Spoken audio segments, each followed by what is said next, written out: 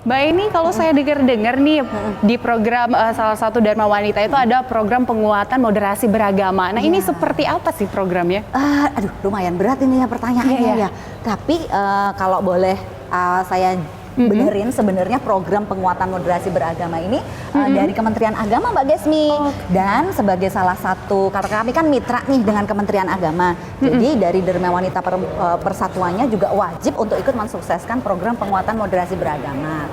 Nah, program penguatan moderasi beragama ini sendiri ya, kalau boleh ngobrol lebih detail nih, itu adalah suatu program yang dilakukan secara sistematis, terprogram terus-menerus untuk mewujudkan cara pandang, cara sikap, cara laku, cara praktek beragama yang nggak berlebih-lebihan, Mbak Gesmi.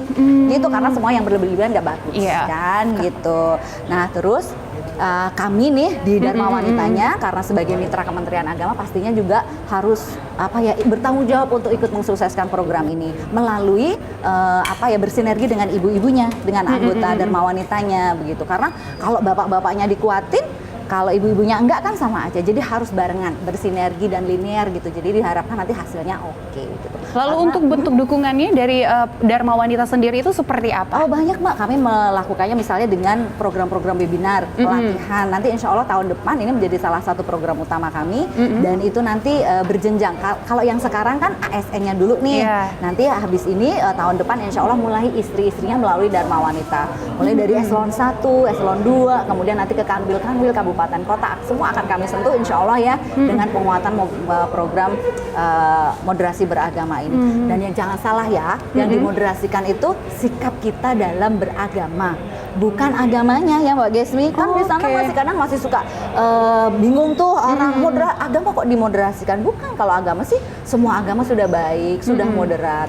Cara kita ini loh dalam beragama, praktek kita dalam beragama ini loh yang seyogyanya tidak berlebih-lebihan sehingga nanti malah justru melanggar hak orang lain dalam beragama pula gitu loh Mbak Gesmi.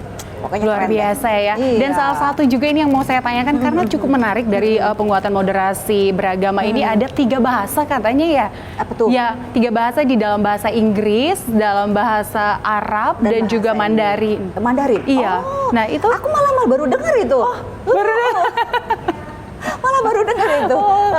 Tapi intinya adalah bahwa kami ingin menyentuh semua lapisan masyarakat, apapun background kulturalnya, background religinya. Karena bagaimanapun juga kita kan butuh untuk mewujudkan masyarakat berkeagamaan yang berkebangsaan dan masyarakat berkeagamaan yang berkebangsaan. Jadi berat kita ngobrolnya nih ya.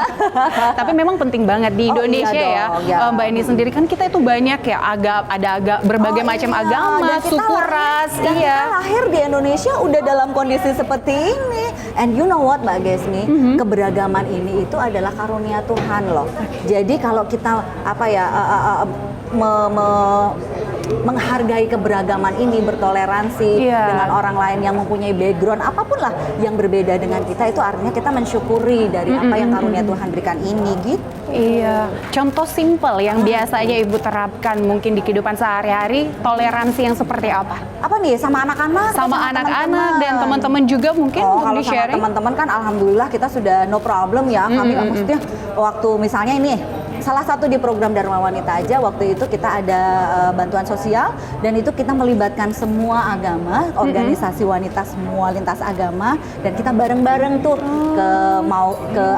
waktu itu ada panti asuhan baik yang beragama Islam ataupun yang Kristen, Katolik, Hindu, Buddha, semuanya kita datengin. Jadinya keren banget, dan itu pun juga kita kolaborasi dengan ibu-ibu juga yang semuanya lah banget semua. Ya.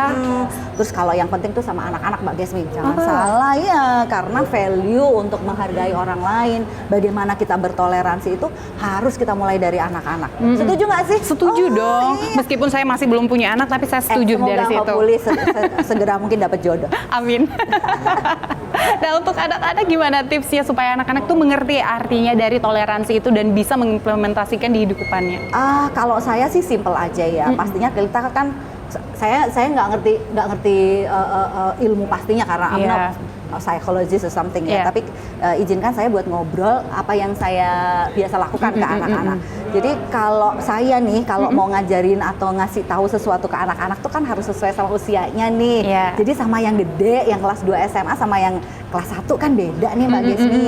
Jadi ya kita pintar-pintarnya aja menggunakan dengan bahasa mereka bagaimana menerapkan value tentang kebaikan, tentang toleransi, kemudian keberagaman, bahwa teman-teman yang di luar sana tuh berbeda-beda loh. Jadi dengan menghargai itu suatu hal yang penting. Saya sih pengennya good value ini akan menjadi karakter mereka yang akan mereka bawa nanti sampai mereka dewasa dan berkehidupan di masyarakat luas. Jadi nggak hilang gitu loh Mbak. Dan itu kan harus dipraktekin tiap hari, bagaimana yang tua menyayangi yang muda, yang muda menghormati yang tua. Iya, karena sebenarnya anak kecil itu adalah seseorang yang bisa mencontoh orang yang lebih dewasa. Mereka selalu meniru. Nah, itu yang akan dilakukan sampai dia besar. Tadi juga Mbak Eni sempat nyinggung nih, cara penguatan moderasi agama itu bisa dari seni. Saya lihat Mbak Eni itu rajin banget nih main-main cat, melukis. Nah, ini gimana sih ceritanya kalau sampai bisa melukis dengan sebagus itu? Kalau saya sih itu sebenarnya stress release aja kok, sekedar hobi aja, nothing special, kayaknya semua orang juga bisa lah ya. Untuk saat ini udah berapa banyak lukisan sih? Berapa banyak ya? Udah banyak banget kali ya? Nggak banyak banget sih, banyak cuma karena saya nggak ngitung gitu aja. Katanya lebih dari 1 itu banyak. Dan udah masuk di beberapa pameran di Solo juga, masuk ya, ditemenin Mas Gibran waktu itu. Nah, itu boleh ceritain gimana sih waktu pameran di sana itu tuh? Sebenarnya sih saya nggak sengaja juga diajakin sama temen yang ada di sana. Saya nggak pede banget waktu itu Mbak Gesmi, saya ini juga baru belajar ya. Terus hasilnya juga aduh gitu banget, amatir banget deh pokoknya. Jadi saya maju mundur, nggak apa-apa Ibu. Terus karena temanya yang diusung juga sama nih, tentang kebinekaan, tentang toleransi, dan minimal untuk membantu teman-teman dalam sektor industri kreatif pastinya ya, biar mereka bangkit lagi, apalagi selama pandemi kan sepi lah ya Mbak lah. Saya akhirnya ya udah deh, kalau memang membawa manfaat dan kebaikan, ayo saya kasih beberapa aja yang sudah saya buat. Ada berapa tuh lukisan waktu itu? Yang saya kesana kayaknya sekitar berapa ya? 2 apa 3 ya? Cuma 2 apa 3 aja sih, buat ngerame-ngeramein. Tapi kan di sana ada banyak pelukis yang lain. Itu banyak. lukisan apa sih waktu itu yang yang di Solo itu? Aduh, apa ya? Aku lupa deh. Burung ada, terus lupa deh yang waktu itu yang kukirim apa-apa macam-macam deh Mbak. Nah, kalau menurut Mbak Eni sendiri arti dari seni itu apa sih? Aduh, apa ya? Yang pasti it's just another way for me to express myself ya. Selain ngobrol-ngobrol seperti ini, kayaknya dengan menggambar tuh sebenarnya ya itu aja sih. Kalau saya buat stress release sebenarnya Mbak Gesmi, nothing special. Kalau untuk artis berseni itu kayaknya belum kesampaian. Masih belum. Pokoknya enjoy aja saya kalau gambar tuh, lupa sama semuanya gitu. Jadi jangan-jangan udah ada menularkan ibu-ibu yang di Dharma Wanita? Belum. Saya nggak tahu deh. Tapi yang pasti ibu-ibu ini pintar banget. Jadi dari gambar saya itu kemudian di print di tas kanvas, terus dijual deh buat ini, biar roda ekonominya jalan. Jadi kita sekarang kalau program nggak minta-minta lagi. Luar biasa. Jadi mandiri ya, perempuan sekarang udah mandiri, kuat semua. Jadi ibu-ibunya keren-keren banget. Oh, pantas banget kalau Mbak Eni itu mendapatkan penghargaan sebagai tokoh perempuan sumber inspirasi 2021. Nah, ini bisa diceritakan saat mendapatkan penghargaan itu seperti apa? Aduh, sayanya sendiri terus terang saya juga bingung loh Mbak Gesmi. Kok iso ngono? Kok bisa bingung? Tapi enggak lah, kalau saya sih melihatnya sederhana saja, karena waktu itu kan memang kami baru hadir ya, kemudian saya mulai berkiprah, bicara di mana-mana tentang berbagai isu yang sebenarnya isu itu juga sudah sering dibicarakan sebenarnya. Cuman karena saya orang baru, jadi maybe every eyes goes to me waktu itu ya. Jadi kayak wah ini gitu. Jadi dapatlah award itu. Tapi sebenarnya apa yang saya lakukan tuh banyak dilakukan juga kok oleh perempuan-perempuan, aktivis-aktivis ataupun istri-istri pemimpin yang lain gitu loh. Jadi sebenarnya ini hanya benar-benar apa yang bisa saya lakukan lah gitu loh Mbak Gesmi, dengan apa yang saya bisa, apa yang diberikan ke saya. Ini kan kesempatannya kan nggak lama ya, yang namanya jabatan, amanah itu kan juga pastinya ada batas waktunya. Kalau bagi saya pribadi, di waktu yang sempit ini, apa sih yang bisa saya berikan gitu dengan semoga sih bisa membawa dengan sebanyak-banyak manfaat dan kebaikan. Gitu aja sih Mbak Gesmi. Tapi mendapatkan award itu tentu banyak pembelajaran hidup. Mungkin ada nggak sih tokoh yang diidolakan dari Mbak Eni sendiri akhirnya menjalani hidup yang sangat inspiratif seperti saat ini? Aduh, kalau tokoh idola banget 1, 2 kayaknya enggak, karena saya tukang comot Mbak Gesmi.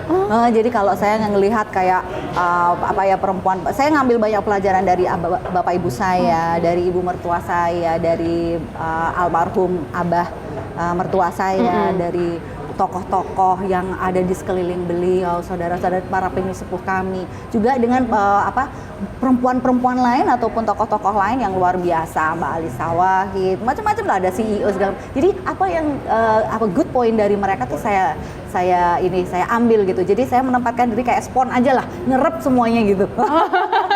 Jadi nggak ada someone or several ones in particular, nggak ada. Saya pengen semuanya yang memang keren banget ini seorang perempuan bisa mimpin perusahaan. Gitu. Bentuk kepemimpinan seperti apa yang bisa kami aplikasikan di kehidupan saya, gitu-gitu aja sih. Meskipun menjadi spon harus tahu filter juga kan ya, Bu? Iya dong, harus dong. Harus dong, kan ini sponsnya untuk yang baik-baik. Iya, Gitu. luar biasa loh ini Mbak Eni.